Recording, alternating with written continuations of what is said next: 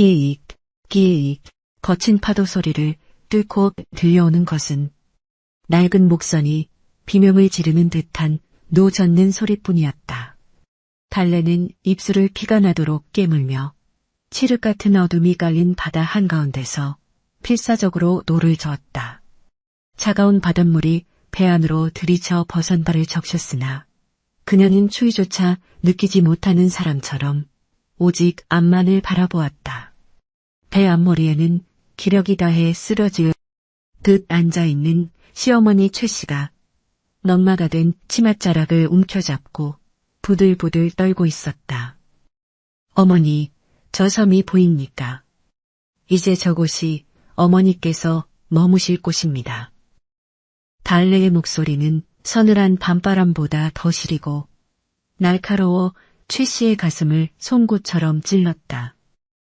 최 씨는 믿기지 않는다는 듯 흐릿한 눈으로 며느리를 바라보았으나 달래의 눈빛에는 그엇 않았다.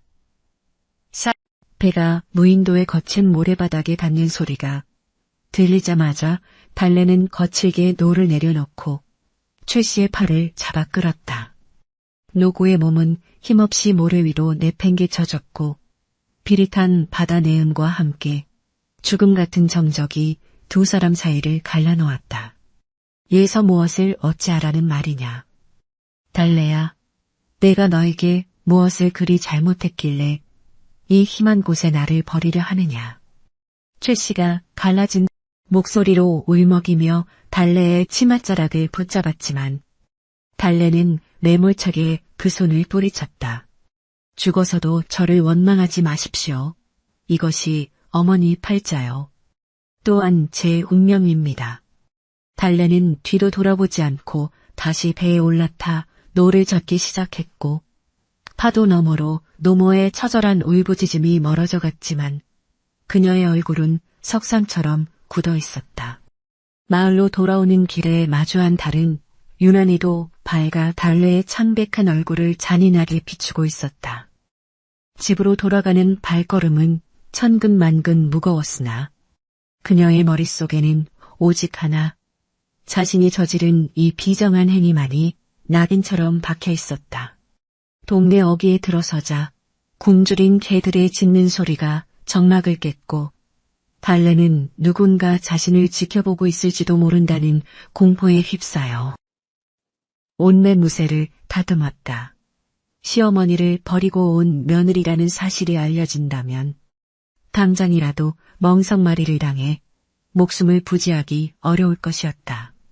그러나 그녀는 부엌으로 들어가 아공이의 불씨를 살리며 아무 일도 없었다는 듯 묵묵히 솥을 씻기 시작했고 손끝에 남은 차가운 바닷물에 감촉을 지으려 애썼다. 날이 밝자마자 집안은 소란스러워졌고 큰아들 용식과 둘째 아들 용팔이 어머니의 행방을 물으며 달래를 다그쳤다. 내 2년 어머니께서 밤새 보이지 않으시는데 어찌 너는 태연히 죽을 끓이고 있느냐. 어서 사실대로 고하지 못할까. 용식의 불호령에 달래는 고개를 숙인 채 낮은 목소리로 대답했다.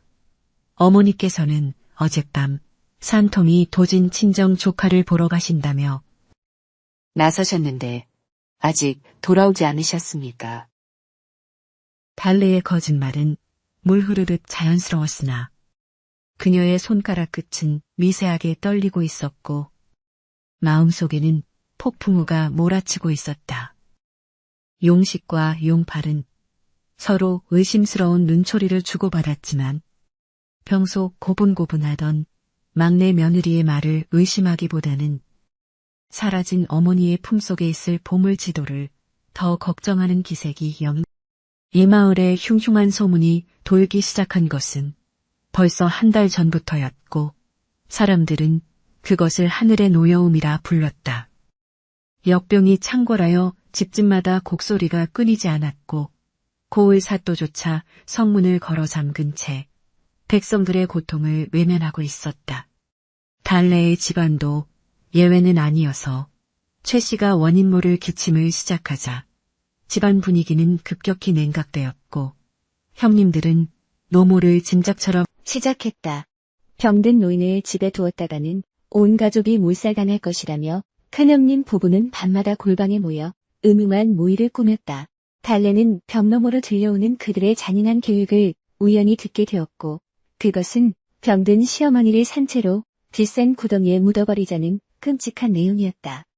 그날 밤 달래는 뜬 눈으로 밤을 지새우며 결단을 내려야 했고 그것이 비록 세상의 지탄을 받을지언정 노모를 살릴 유일한 길이라 믿었다. 형님들의 손에 죽임을 당하느니 차라리 인적이 끊긴 무인도에 모셔두고 자신이 몰래 음식을 나르며 병을 고쳐보겠다는 무모한 계획이었다. 하지만 그 계획을 누구에게도 말할 수 없었기에 그녀는 스스로 악귀가 되기를 자처하며 차갑게 대하기 시작했다. 어머니, 이제 제 손을 놓으셔야 합니다. 그래야만 어머니도 살고 저도 삽니다. 달래는 속으로 수천 번을 되뇌며 시어머니의 끼니에 수면제를 섞어 넣었고 정신이 혼미해진 노인을 업고 바다로 향했던 것이다. 그것은 효심이라기엔 너무나 처절하고 불효라기엔 너무나 숭고한 선택이었으나 세상 사람들은 그 속내를 알 길이 없었다. 부엌 바닥에 주저앉은 달래는 아궁이 불빛에 의지해 품속에서 작은 보따리를 꺼내보았다. 그 안에는 시어머니가 평소 아끼던 은비녀 하나와 며칠간 버틸 수 있는 말린 육포, 그리고 해열에 좋다는 약초들이 들어있었다. 이것들을 제대로 전해주지도 못하고 급하게 배에서 밀쳐냈던 기억이 떠올라 달래의 가슴은 찢어지는 듯했다. 어머니, 부디 제가 합니다. 저들의 눈을 피해 다시 돌아갈 테니 조금만 견뎌주십시오.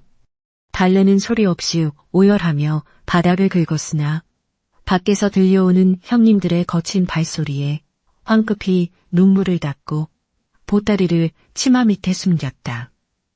그녀의 눈앞에는 이제부터 시작될 험난한 거짓의 세월과 마을 사람들의 따가운 시선이 거대한 장벽처럼 놓여 있었다. 큰형님, 용식은 마당 한가운데 서서 사라진 어머니의 행방을 찾기보다 집안 구석구석을 뒤지며 어머니가 숨겨두었을 비상금을 찾는데 혈안이 되어 있었다. 이 노인네가 죽기 전에 분명 어딘가에 가문의 땅 문서를 숨겨두었을 텐데 너는 정말 아는 것이 없느냐? 용식의 서슬 퍼런 칼날 같은 질문에 달래는 그저 고개를 가로저으며 솥뚜껑만을 닦을 뿐이었다. 용식의 아내인 큰동서 역시 달래를 쏘아보며 여우 같은 년이 어머니를 꼬드겨 어디론가 빼돌린 게 분명하다며 악다구니를 퍼부었다. 달래는 그들의 욕설을 묵묵히 받아내며 가슴속 깊은 곳에 차오르는 분노를 억눌렀고 오직 무인도에 홀로 남겨진 시어머니의 안위만을 걱정하며 다음 행동을 구상했다. 어느덧 해가 지고 마을의 어스름이 깔리자 달래는 광에서 몰래 보리쌀 한 대를 꺼내어 작은 주머니에 담았다. 그리고는 남편이 잠든 틈을 타 뒷문으로 빠져나와 바닷가로 향했으나 해안가에는 벌써 관군들이 깔려 역병 환자의 출입을 감시하고 있었다. 달래는 바위 뒤에 몸을 숨긴 채 거칠게 뛰는 심장을 진정시키며 파도 소리에 귀를 기울였다. 저 바다 너머 홀로 떨고 계실 시어머니를 생각하면 당장이라도 물에 뛰어들고 싶었으나 지금 잡히면 모든 계획이 수포로 돌아갈 것이었다. 달래는 어둠 속에서 관군들의 눈을 피해 바다로 나갈 다른 길을 찾기 시작했고 그녀의 발바닥은 날카로운 조개 껍데기에 찔려 피가 났으나 고통조차 잊은 채 전진했다. 이 비극의 시작은 어쩌면 가난과 역병이 아니라 사람들의 마음속에 자리 잡은 탐욕이었을지도 모른다. 달래는 마을의 가장 가난한 집딸로 태어나 식충이 취급을 받으며 이 집으로 팔려오듯 시집을 왔으나 시어머니 최씨마는 그녀를 따뜻하게 품어주었다. 아가야, 내 손이 참으로 곱구나. 이 험한 세상 사느라 고생이 많지. 최 씨의 그 한마디가 달래에게는 평생을 바쳐 지켜야 할 목숨값과도 같았던 것이다. 그랬기에 달래는 시어머니를 버렸다는 오명을 뒤집어 쓰고서라도 그녀를 살리려 했던 것이며 그 선택 뒤에는 피눈물 나는 진심이 숨겨져 있었다. 그러나 현실은 냉혹했고 달래는 이제 막 시작된 긴 싸움의 서막 앞에 홀로 서서 밤바다의 차가운 물살을 하염없이 바라보았다. 동칠년의 서늘한 기운이 문틈을 타고 들어와 달래의 발끝을 적셨으나 그녀는 밤새 한숨도 자지 못한 채 부엌바닥에 웅크리고 앉아 있었다. 아궁이 속에 남은 불씨가 사그라지며 내는 미세한 소리조차 그녀에게는 누군가의 비난처럼 들렸고 가슴 한구석은 얼음덩이를 품은 듯 차갑게 식어 있었다. 마을 사람들은 벌써부터 달래를 향해 수군거리기 시작했으니 병든 시어머니 간병하다 지쳐 어딘가에 내다버린 비정한 며느리라는 소문이 발없는 말이 되어 온 동네를 휘젓고 다녔다. 달래는 소저히 닦는 손길을 멈추지 않았으나 환청처럼 들려오는 시어머니의 애처로운 목소리에 자꾸만 어깨가 떨려왔고 그녀의 눈가에는 마르지 않는 눈물 자국이 깊게 패어 있었다. 이때 거칠게 살인문을 발로 차며 들어온 이는 큰아들 용식이었고 그의 눈에는 슬픔보다는 형언할 수 없는 탐욕과 분노가 가득 서려 있어 보는 이로 하여금 절로 몸서리치게 만들었다. 내 인연, 감히 누구 앞이라고 입을 꼭 다물고 있느냐. 어머니께서 숨겨두신 가문의 보물지도가 어디 있는지 당장 불지 못할까. 용식은 달래의 머리채를 휘잡아 마당 한가운데로 끌어냈고 달래는 비명을 지를 기력조차 없는지 그저 처량하게 땅바닥에 엎드려 먼지만을 들이켰다. 지도라니요. 저는 그런 것을 알지 못하옵니다. 그저 어머니께서 건강히 돌아오시기만을 빌 뿐입니다. 달래의 대답에 용식은 비릿한 웃음을 지으며 발로 그녀의 옆구리를 걷어찼고 먼지 구덩이 속에서 달래의 신음은 잦아들었다. 둘째 아들 용팔 역시 형의 곁에서 거들며 달래의 방을 샅샅이 뒤지기 시작했으니 그들에게 어머니의 안위는 안중에도 없었고 오직 전에 내려오는 금고의 행방만이 중요할 뿐이었다. 형님, 이 여우 같은 년이 분명 어머니를 꼬드겨 어디론가 빼돌린 게 분명합니다. 그렇지 않고서야 저토록 태연하게 거짓말을 늘어놓을 리가 없지 않습니까? 용팔의 목소리에는 살기가 감돌았고 그는 어머니가 평소 아끼던 괴짝을 도끼로 부수며 광기 어린 집착을 보였다. 달래는 흩어지는 목재 파편을 보며 가슴이 미어지는 것 같았으나 시어머니를 무인도에 숨겨두었다는 사실만은 끝내 입 밖으로 내지 않았고 그녀의 입술에서는 붉은 피가 흘러나왔다. 마을의 우물가에서도 달래를 향한 매몰찬 화살은 멈추지 않았으니 여인네들은 물을 긋다 말고 달래가 지나가자 침을 내뱉으며 저주에 가까운 말들을 쏟아냈다. 애인, 천하의 못된 년 같으니라고 자기를 자식처럼 아껴준 시어머니를 병들었다고 내다 버리다니 하늘이 무섭지도 않은가 보네. 한 여인의 날카로운 지탄에 달래는 고개를 더 깊숙이 숙인 채 걸음을 재촉했으나 뒤로 꽂히는 시선들은 비수보다 더 날카롭게 그녀의 살결을 파고들었다. 그녀는 장터 귀퉁이에서 몰래 마른 미역과 약초 몇 가지를 사서 치마 속에 감추었고 그것이 행여나 들킬까봐 가슴을 졸이며 인적 드문 산길로 발길을 돌렸다. 달래는 남들이 보지 않는 숲속 깊은 곳 바위 틈에 미리 준비해둔 작은 보따리를 꺼내어 새로 산 약초들을 정성스럽게 챙겨 넣으며 시어머니의 얼굴을 떠올렸다. 어머니, 조금만 더 견디십시오. 괴질이 잠잠해지고 형님들의 기세가 꺾이면 반드시 제가 모시러 가겠습니다. 그녀의 손길은 떨리고 있었지만 눈빛만은 무서울 정도로 결연했으며 그것은 한 여인이 짊어지기에는 너무나 무거운 희생이자 비밀이었다. 사실 달래는 이미 자신의 몸에도 역병의 기운이 스며들고 있음을 직감하고 있었기에 자신의 생명이 다하기 전에 노모를 안전한 곳으로 옮겨야 한다는 절박함에 사로잡혀 있었다. 집으로 돌아온 달래에게 기다리고 있는 것은 남편의 매질이었으니 무능하고 유약한 남편은 형들의 기세에 눌려 아내를 지켜주기는커녕 자신의 불운을 아내 탓으로 돌리며 화풀이를 해댔다. 이 몹쓸 년아, 네가 우리 집안에 들어오고 나서부터 되는 일이 하나도 없구나. 어머니는 어디로 갔으며 내 신세는 왜 이 모양이냐. 남편의 주먹이 딸의 얼굴에 내리꽂힐 때마다 그녀는 바닥에 고꾸라졌으나 마음속으로는 차라리 이 매질이 시어머니가 겪어야 했을 고통을 대신하는 것이라 여기며 입을 굳게 다물었다. 방 안에서 이 광경을 지켜보던 큰 동서와 작은 동서는 고소하다는 듯 낄낄거리며 달래를 조롱했고 집안은 인간의 정이라곤 찾아볼 수 없는 지옥도가 따로 없었다. 밤이 깊어지자 달래는 몸의 통증을 억누르며 몰래 부엌으로 기어들어가 찬밥 한 덩이를 물에 말아 서둘러 배를 채우고는 다시 길을 나설 채비를 했다. 그녀는 방 구석에 숨겨두었던 낡은 호롱불을 꺼내 불을 붙이지 않은 채 품에 넣었고 대문 밖에서 감시하고 있을 용식의 눈을 피해 담벼락을 넘었다.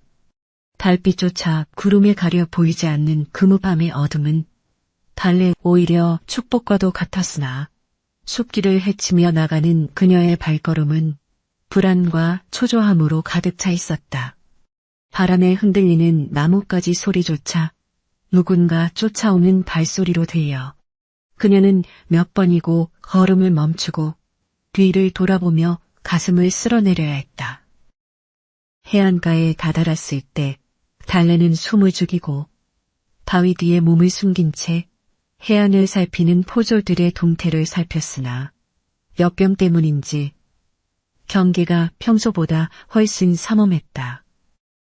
저 바다 너머 무인도에는 어둠 속에서 추위와 공포에 떨고 있을 시어머니가 계실 텐데 자신이 이곳에 묶여있다는 사실에 달래는 손톱이 부러질 정도로 바위를 움켜쥐었다.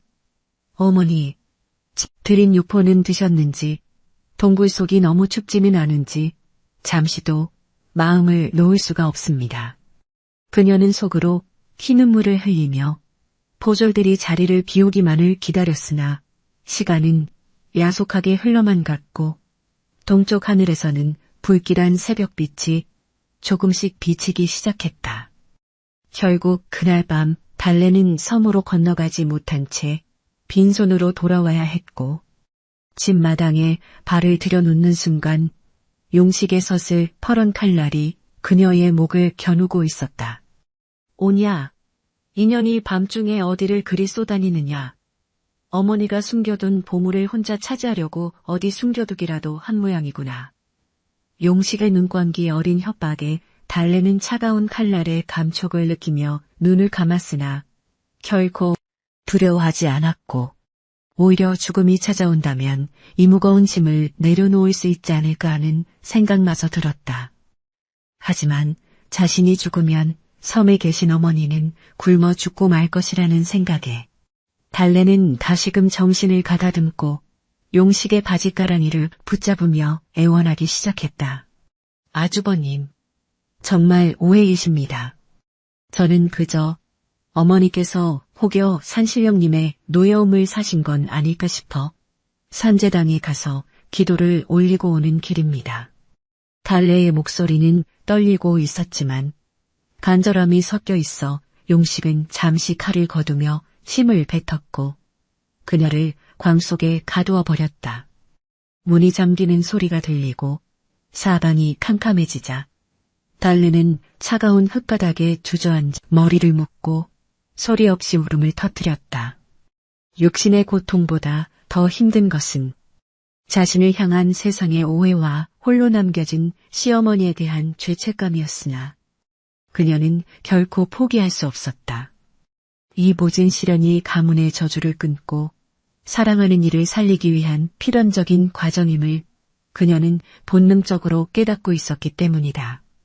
어둡고 눅눅한 광 속에서 달래는 썩은 가마니 위에 몸을 누인 채 천장에 매달린 거미줄을 멍하니 바라보며 무인도에 계신 시어머니의 마른 얼굴을 떠올리고 또 떠올렸다. 문 밖에서는 역병으로 죽어나가는 사람들의 곡소리가 사녀나가는 소리와 뒤섞여 들려왔고 마을의 공기는 이미 죽음의 그림자가 짙게 드리워져 있어 숨을 쉴 때마다 비릿한 흙냄새가 코끝 달래는 자신의 몸 안에서 꿈틀대는 열기를 느끼며 이것이 단순한 피로인지 아니면 자신에게도 괴질이 찾아온 것인지 두려웠으나 지금 무너지면 홀로 남겨진 노모는 영원히 세상의 빛을 보지 못할 것이라는 생각에 주먹을 꽉 쥐었다. 어머니, 부디 저를 용서하지 마시고 오직 살아남겠다는 일념 하나로 버텨주셔야 합니다. 제가 곧 이 지옥 같은 곳을 빠져나가 어머니 곁으로 달려가겠나이다. 한참을 어둠 속에서 사투를 벌이던 달래의 귀에 문 밖에서 소곤거리는 큰아들 용식과 그 처의 음산한 목소리가 들려왔고 그녀는 숨을 죽인 채 문틈에 귀를 바짝 들이댔다. 이제 며칠만 더 있으면 저 노인네는 섬에서 굶어 죽든지 병사하든지 할 것이니 우리는 그저 저 미친 며느리가 어머니를 죽였다고 관가에 고발만 하면 가문의 재산은 온전히 우리 차지가 될 것이요. 용식에 처인 큰동서는 간사한 웃음을 지으며 남편의 말에 맞장구를 쳤고 그들의 대화 속에는 피부치에 대한 일말의 정이나 죄책감 따위는 흔적조차 찾아볼 수 없어 달래는 온몸에 소름이 돋는 것을 느꼈다. 그들은 이미 어머니를 죽은 사람 취급하며 자신들의 앞날만을 설계하고 있었으니 인간의 탈을 쓴 악귀들이 바로 눈앞에 있었던 것이다. 달래는 이대로 앉아 죽음을 기다릴 수 없다는 생각에 관 구석에 놓인 낡은 괭이 자루를 집어들고 문고리 근처의 낡은 나무 판자를 소리나지 않게 조금씩 긁어내기 시작했다. 손톱이 뒤집히고 손가락 끝에서 붉은 피가 배어나왔지만 그녀는 고통을 느낄 새도 없이 오직 탈출해야 한다는 일념으로 썩은 나무를 파헤쳤고 마침내 성인 한 명이 만들었다. 밖으로 몸을 내민 달래는 차가운 밤 공기에 정신을 가다듬으며 담벼락 아래로 몸을 숨겼고 집안 곳곳을 감시하던 용팔의 눈을 피해 어둠 속으로 연기처럼 스며들었다. 그녀의 발걸음은 처절했으나 결코 흐트러지지 않았으며 가슴 속에는 형님들의 추악한 음모를 무너뜨릴 서슬퍼런 복수심이 칼날처럼 베려지고 있었다. 바닷가로 달려가는 달래의 눈앞에 거친 파도가 집어삼킬 듯 소용돌이치고 있었고 하늘에서는 금방이라도 폭우가 쏟아질 듯 먹구름이 낮게 깔려 있어 그녀의 앞길을 가로막는 듯했다. 하지만 달리는 망설임 없이 바위 틈에 숨겨두었던 작은 뗏목을 끌어내어 바다로 밀어넣었으며 그녀의 가녀린 발에는 어디서 나오는지 모를 초인적인 힘이 솟구쳐 올랐다. 파도가 배를 때릴 때마다 뱀은 괭불산 타란밀이 입안으로 들이쳤으나 달래는 이를 악물고 노를 저으며 어둠 속에 잠긴 섬의 형체를 찾으려 애썼다. 어머니, 기다리십시오. 소부가 죽지 않고 살아서 이렇게 어머니께 가고 있습니다. 제발 조금만 더 견뎌주십시오. 천신만고 끝에 무인도 해변에 닿은 달래는 배에서 내리자마자 비틀거리며 어머니를 숨겨두었던 동굴 향했고 가시덤불에 살점이 찍히는 줄도 모른 채 필사적으로 산비탈을 올랐다. 동굴 입구에 다다랐을 때 희미하게 들려오는 기침 소리에 달래는 가슴이 내려앉는 듯한 안도감과 슬픔을 동시에 느끼며 안으로 뛰어들어갔다. 어머니 제 며느리가 왔단 말입니다. 달래의 외침에 동굴 안쪽 어둠 속에서 웅크리고 있던 최 씨가 천천히 고개를 들었고 그녀의 눈에는 눈물 대신 깊은 지혜와 자애로움이 서린 빛이 감돌고 있었다. 최 씨는 떨리는 손으로 달래의 뺨을 어루만지며 대답했다. 아가야, 나는 네가 올 줄 알았다. 네 마음이 얼마나 아팠을지 이 어미는 다 알고 있단다. 최 씨는 달래가 가져온 물과 음식을 조금씩 넘기며 그동안 동굴 안에서 발견한 놀라운 사실을 털어놓기 시작했는데 그것은 가문의 보물에 얽힌 진실이자 형님들이 결코 알지 못하는 비밀이었다. 이 섬은 사실 우리 가문이 오래전부터 환자들을 격리하여 치료하던 곳이었고 저 바위 밑 깊숙한 곳에는 역병을 다스릴 수 있는 영초가 자라고 있단다. 내 형님들이 찾는 검 따위는 애초에 존재하지도 않았어. 최 씨의 말에 달래는 충격에 휩싸였고 가문의 어른들이 왜 그토록 이 섬을 금기시했는지 비로소 깨닫게 되었으니 그것은 금전적인 재물이 아니라 생명을 구하는 귀한 약속의 땅이었던 것이다. 달래는 시어머니가 가리키는 곳으로 가서 이슬을 머금은 푸른 빛의 영초들을 발견했고 그것들을 정성스럽게 캐내어 품에 안았다. 어머니, 이제 이곳으로 마을 사람들을 살리고 아주 본인들의 탐욕을 멈추게 할 수 있겠군요. 하지만 그들은 이미 어머니를 해치려 하고 있습니다. 달래의 걱정 섞인 말에 최 씨는 단호한 눈빛으로 며느리를 바라보며 고개를 저었고 이제는 우리가 숨어 지낼 것이 아니라 진실을 들고 세상 밖으로 나가야 할 때라고 선언했다. 그들은 밤새 동굴 안에서 영초를 다듬고 마을 돌아가 형님들의 죄상을 밝힐 구체적인 계획을 세웠으며 알레는 시어머니의 쇠약한 몸을 정성스럽게 씻기며 눈물로 씻어낸 희망의 불꽃을 다시 지폈다. 밖에서는 거센 폭풍우가 지나가고 고요한 새벽달이 섬을 비추기 시작했으니 이는 마치 어둠이 걷히고 새로운 석원이 비치는 조짐과도 같았다. 날이 밝자 달래는 시어머니를 동굴 깊숙한 안전한 곳에 모셔두고 홀로 마을로 돌아가기 위해 다시 배에 올랐으며 그녀의 품에는 영초가 든 보따리가 묵직하게 자리 잡고 있었다. 마을에 도착하자마자 그녀는 형님들의 눈을 피해 마을의 현자라 불리는 퇴임한 이방의 집을 찾아갔고 그에게 섬에 서 있었던 일과 형님들의 살해 음모를 낱낱이 고발했다. 이방 영초의 효능을 시험해보고는 감탄을 금치 못하며 당장 관가에 알려 이 사실을 바로잡아야 한다고 힘주어 말했다. 하지만 용식과 용팔의 세력이 마을 장정들을 포섭하여 이미 관가 근처까지 감시하고 있다는 소식에 달래는 마지막 도박을 걸기로 결심했다. 달래는 스스로 미친 척하며 마을 한복판에서 춤을 추고 노래를 부르며 형님들을 유인하기 시작했고 그녀의 기괴한 행동에 용식과 용팔은 비웃으며 그녀를 비웃음거리로 만들려 몰려들었다. 인연이 이제는 정말 미쳤구나. 어머니를 버린 죄책감에 머리가 돌았나 보군. 사람들아 보아라. 저게 바로 불효자의 말로다.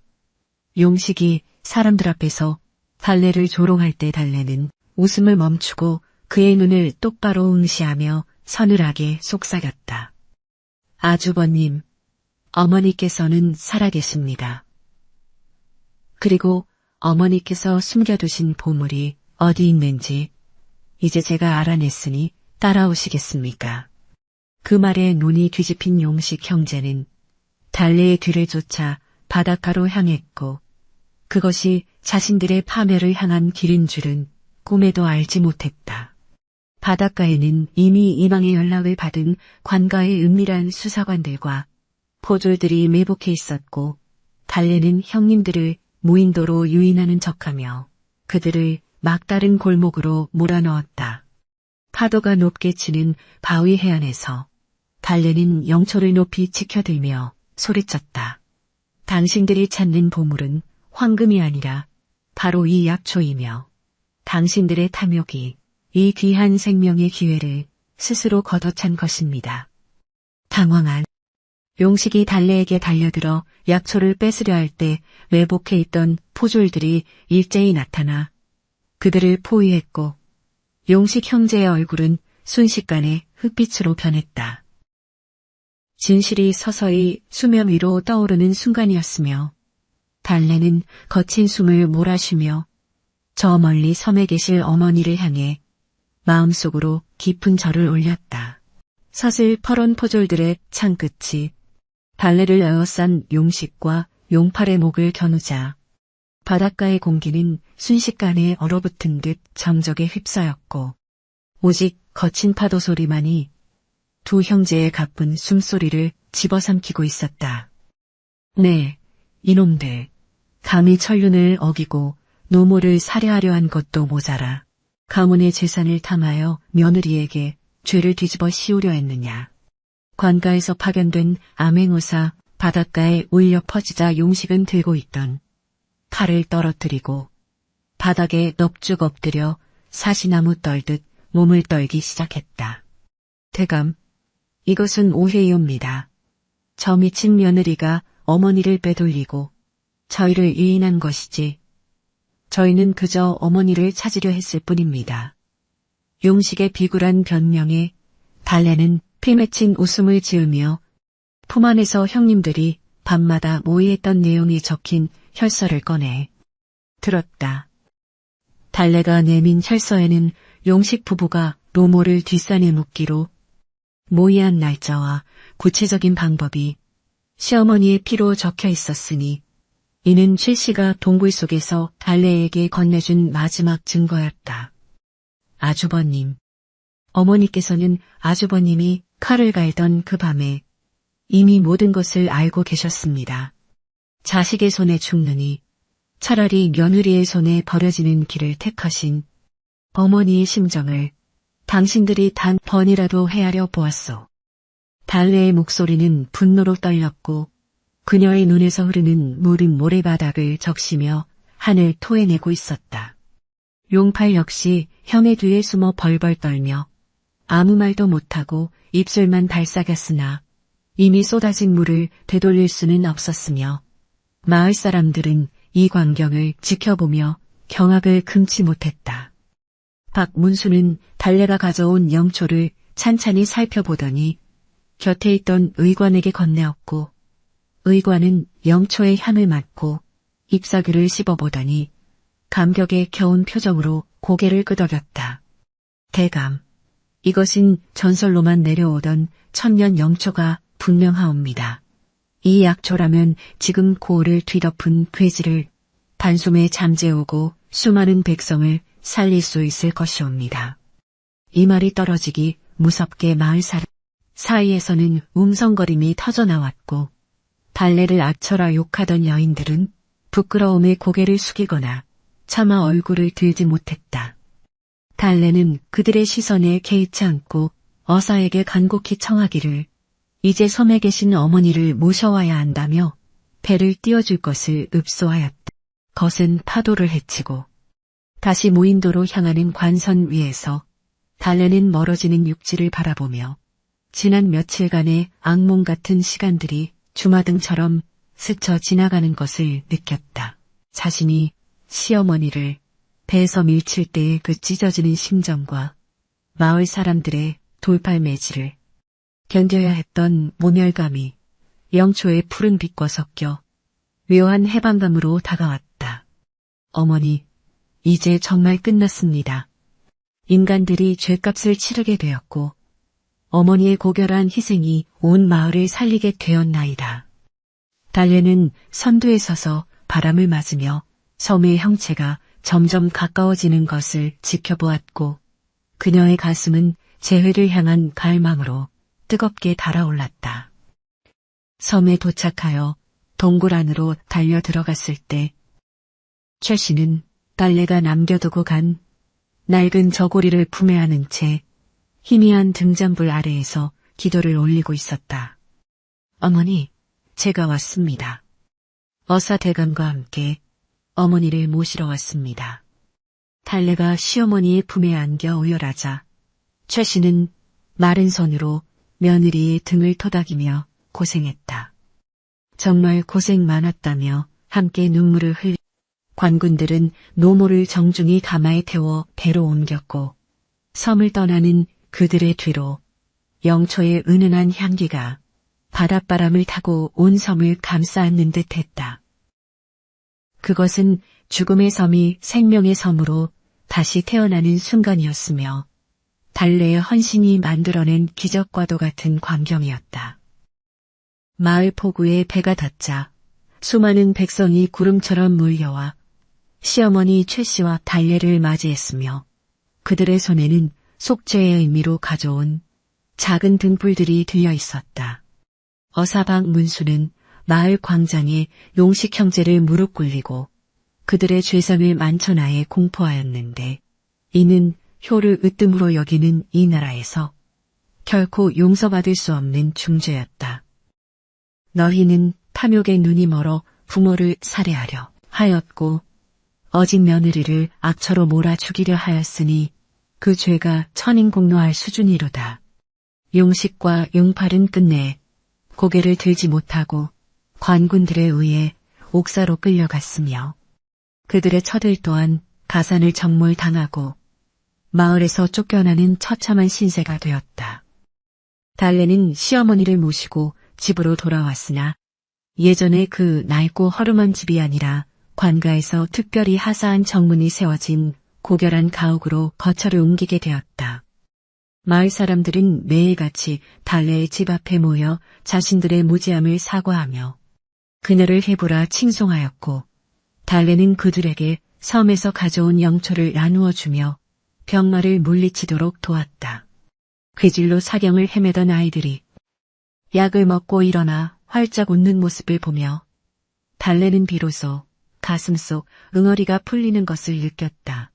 하지만 그녀의 마음 한구석에는 여전히 그날 밤 차가운 바다에 시어머니를 버려야만 했던 아픈 기억이 흉터처럼 남아있어 밤잠을 설칠 때가 많았다.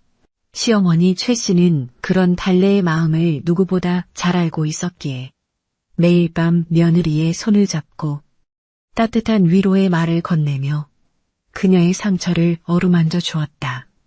달래야, 네가 나를 그 섬에 보내지 않았더라면 우리는 이미 저 세상 사람이 되었을 것이니 너는 나를 버린 것이 아니라 나를 살린 것이란다. 최 씨의 인자한 목소리에 달래는 참아왔던 울음을 터뜨리며 시어머니의 가슴에 얼굴을 묻었고 두 여인의 눈물은 깊은 밤을 적시는 단비가 되어 흘러내렸다. 이제 마을에는 더 이상 곡소리가 들리지 않았고 영초의 효험으로 활기를 되찾은 백성들은 달래의 공덕을 기리는 노래를 만들어 부르기 시작했다. 달래는 이제 더 이상 가난에 허덕이며 눈치 보는 작은 안악이 아니라 마을의 정신적 지주이자 생명의 은인으로 추앙받게 되었으나 그녀는 여전히 소박한 옷차림으로 시어머니를 봉양했다. 남편 또한 형들의 몰락을 지켜보며 깊은 깨달음을 얻어 아내인 달래에게 지난날의 과오를 빌며 지극정성으로 가정을 돌보기 시작했다. 하지만 달래는 알고 있었으니 인간의 탐욕은 언제든 다시 고개를 들 수 있으며 진정한 효와 사랑은 오직 극한의 시련 속에서만 그 빛을 발한다는 사실을 말이다. 그녀는 마당에 심어놓은 영초가 달빛을 받아 푸르게 빛나는 것을 보며 이뤄된 아용행 추한시오 마라. 이셀폐 이 평화가 영원히 지속되기를 마음속으로 간절히 기도했다. 어느덧 보름달이 높게 뜬 밤 달래는 시어머니와 함께 마당 평상에 앉아 지난날의 고통을 추억하며 예순 미소를 지었고 그것은 폭풍우가 지나간 뒤에 고요함과도 같았다. 저 바다 너머 무인도는 이제 더 이상 두려움의 대상이 아니라 자신들의 생명을 지켜준 약속의 땅으로 기억될 것이었으며 달래의 이름은 효의 상징으로 역사에 남게 될 것이었다.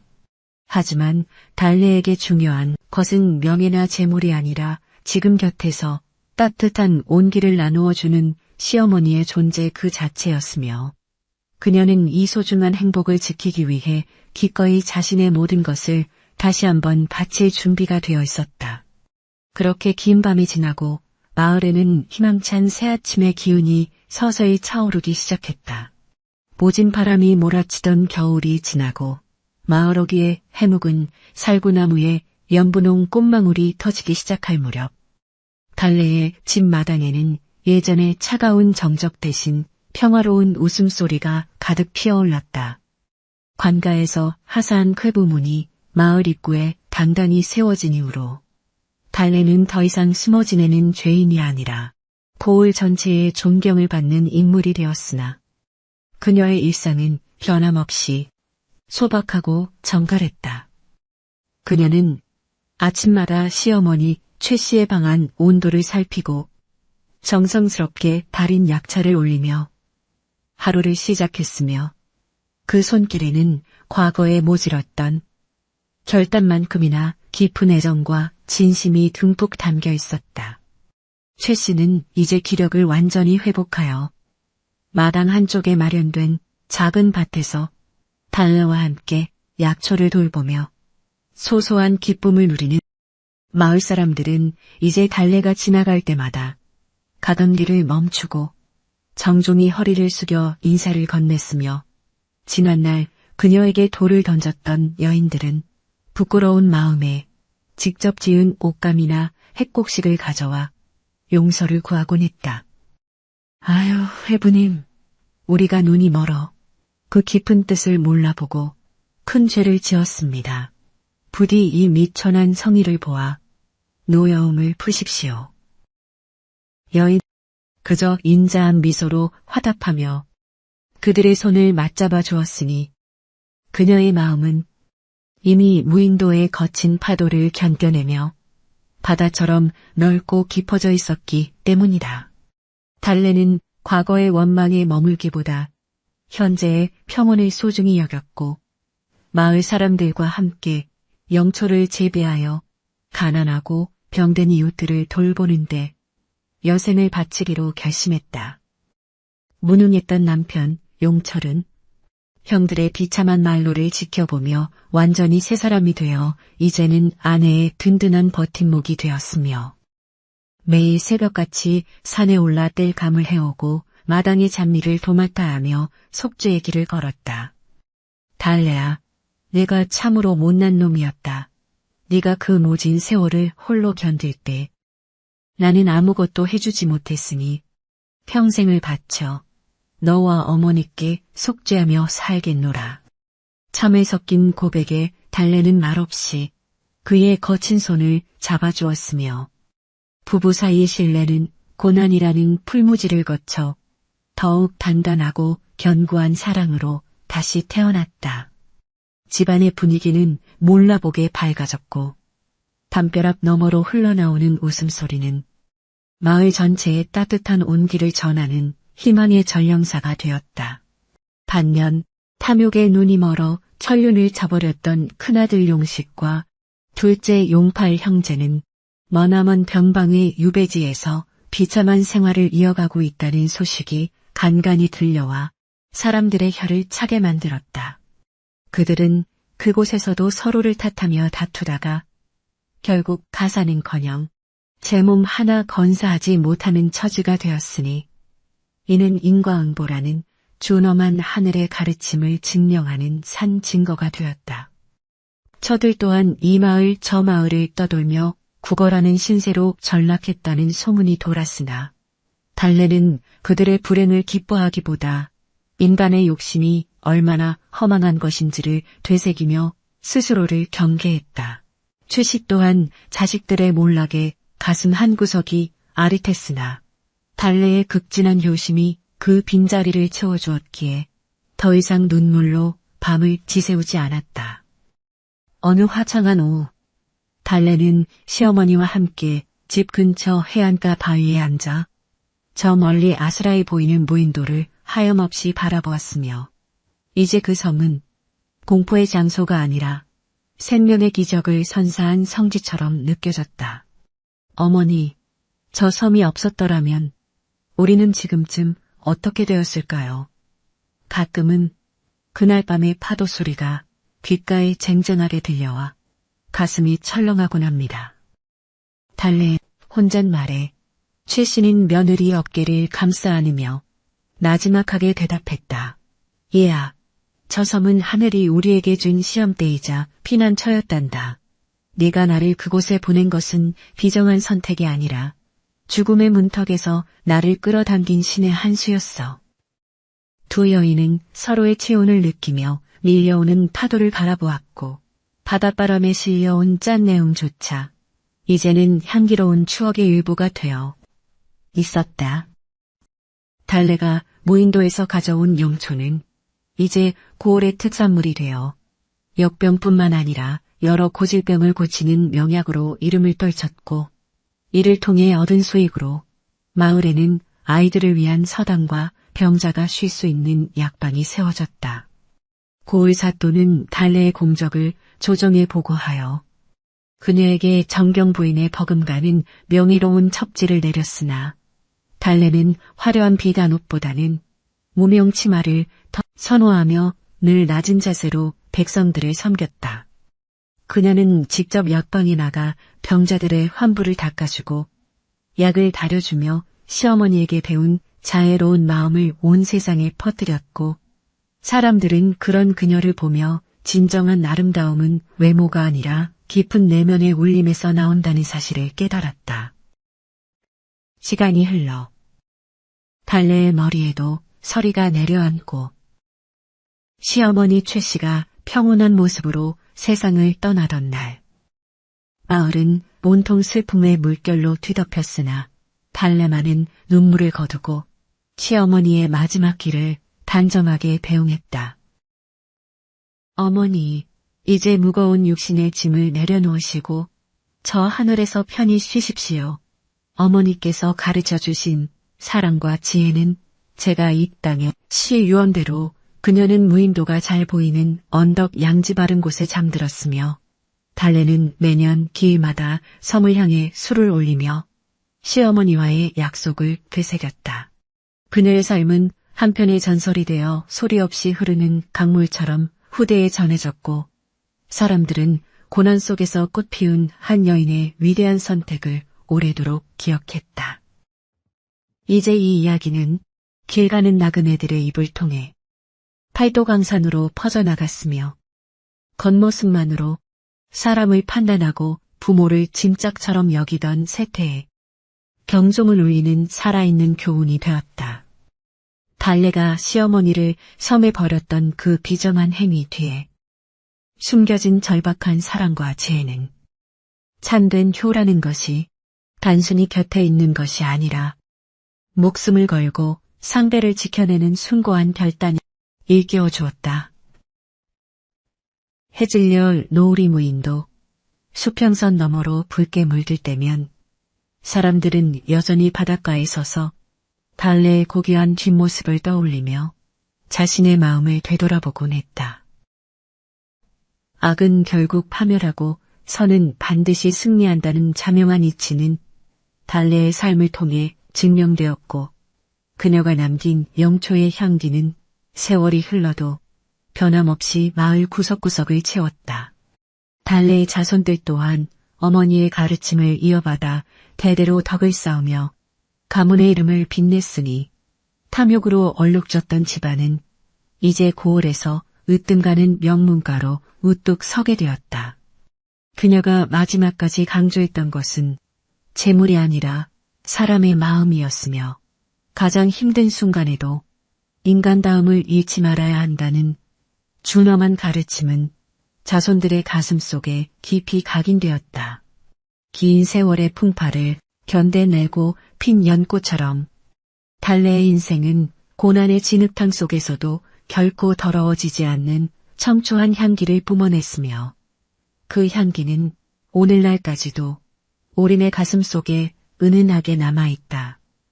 인생의 참된 가치는 눈에 보이는 화려함이 아니라 보이지 않는 곳에서 피어나는 진심에 있다는 것을 달래는 자신의 온 삶으로 우리에게 보여준 것이다.